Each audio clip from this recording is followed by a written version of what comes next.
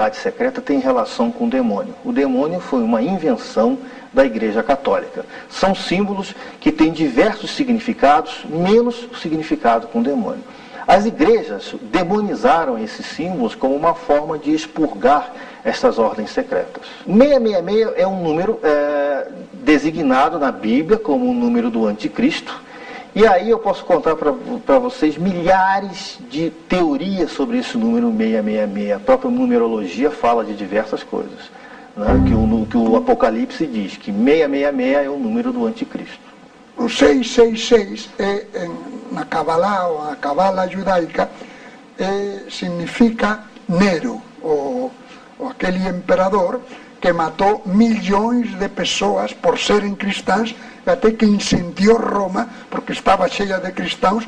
Então de aí se tomou o nome, por São João e por outros, de Anticristo 666, a partir de Nero. Mas já vieram muitos anticristos, está cheio o mundo de anticristos.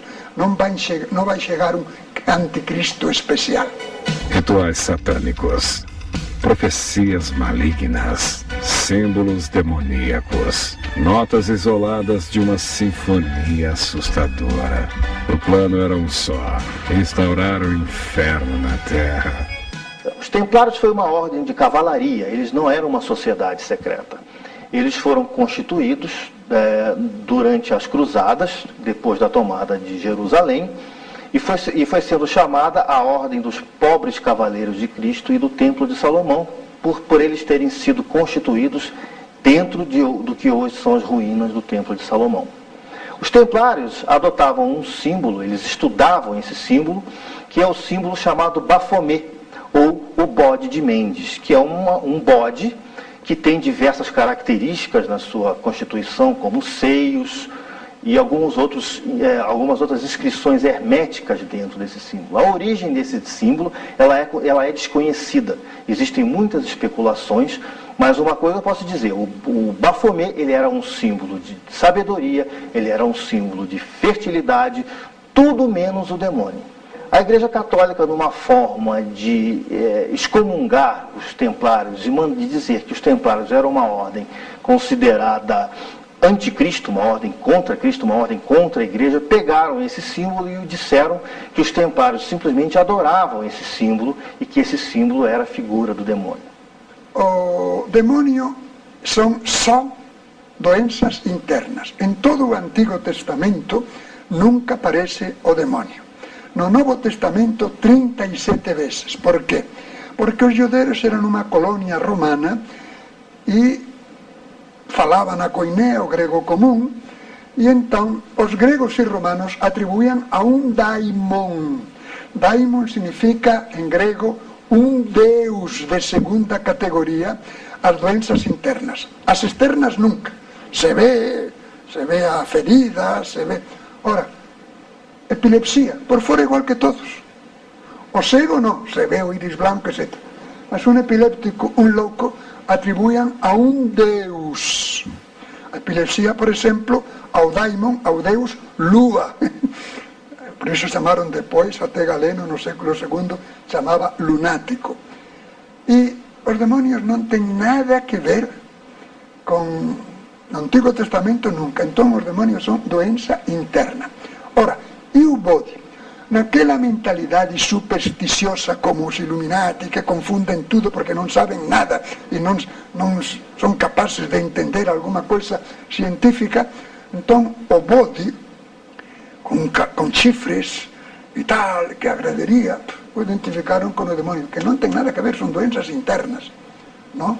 Como também a cobra, pelo jeito com que se desliza, até a cobra do paraíso, que é uma metáfora, porque eram os cultos da fertilidade.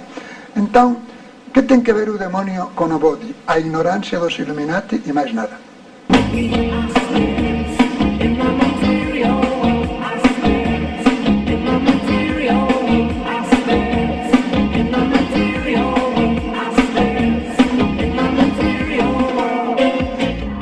Lúcifer está vindo. O reinado do mal seria mera questão de tempo. Os conspiradores dizem que as engrenagens do destino já estão em movimento. Existem diversas teorias sobre a vinda do anticristo. Algumas já foram por água abaixo. Algumas teorias disseram que o Saddam Hussein seria o anticristo. Algumas outras teorias dizendo que o George Bush seria o anticristo. E existem, se nós formos entrar na internet e procurar a palavra anticristo em qualquer outro buscador, virão milhares de verbetes. Na realidade, o meu pensamento, a minha convicção é que o anticristo não será nunca uma pessoa. Se o anticristo realmente existir, ele virá sob a forma de uma sociedade ou de um grupo de pessoas. Para alguns, o nazismo foi uma prova da maldade. Adolf Hitler seria um réptil em forma humana? Hitler, ele era um místico, ele era um esotérico que utilizou todo o conhecimento que ele detinha. Existem até alguns autores que dizem que ele pertencia a uma sociedade secreta chamada Sociedade de Thule, na Alemanha, e ele adotou diversos símbolos esotéricos, diversos símbolos mágicos como fonte de ganhar o poder. Alguns estudiosos, quando veem a postura de Hitler fazendo o discurso, notam nessa postura diversas gesticulações que denotam magia de controle de massas. Alguns dizem que a Sociedade de Thule, na Alemanha, ela teve uma origem no Oriente, de uma seita de religiosos, e que a origem dessa seita de religiosos era na raça ariana. Está aí o motivo de Hitler propagar a pureza da raça ariana. E alguns autores dizem que a raça ariana não era nada mais, nada menos que os reptilians, uma raça tida por alguns ufólogos como uma das raças que tem a vontade de dominar o planeta Terra. Os reptilians, eles fazem parte de 3 principais raças. Antes disso, eu gostaria de dizer que existem 2 tipos de estudiosos. Existem os ufólogos e os ufólatras. Os ufólogos são aqueles que estudam a ufologia como objeto de estudo. Os ufólatras são aqueles que adotam a ufologia como uma crença religiosa.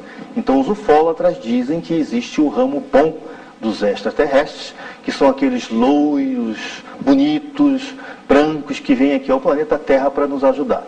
Existe uma outra raça, que é justamente a raça dos reptilians, que são uma raça de répteis, que a intenção deles é vir aqui para o planeta Terra e dominar o planeta Terra através de miscigenação no nosso DNA. Existe também uma terceira raça, que são os cinzas. Os cinzas são aqueles extraterrestres famosos, mais conhecidos, que têm aquela cabeça em gota, e a função deles é justamente usar a humanidade como forma de estudo. Eles estão bem associados como aliados dos reptilianos. O Senhor das Trevas não viria sozinho. Seu apocalipse tem o apoio de seres extraterrestres. Alienígenas do planeta. O objetivo: escravizar a humanidade. A cobra, ele é um réptil. E os dinossauros, eles eram considerados répteis. Está aí a grande suposição de que, sendo os répteis uma raça bem mais antiga que a nossa raça, seja uma raça mais evoluída. Existe um autor chamado Jean-Paul Darouet que diz que os répteis, os reptilians, estão dominando a nossa raça, não no DNA, mas espiritualmente. Não existe evidências que os reptilianos existem. Não existe. O que existe são suposições de que os reptilianos existem. É fácil afirmar bobagens sem provas. Que tem que haver planetas habitados, evidente, senão para que todo esse desperdício? Como já diziam os antigos, e se foi confirmado ao longo da história, natura nihil facit frustra. A natureza não faz nada em vão. Seria absolutamente absurdo planetas e planetas e planetas e planetas e planetas sem habitar. Mas que esses possam chegar até aqui.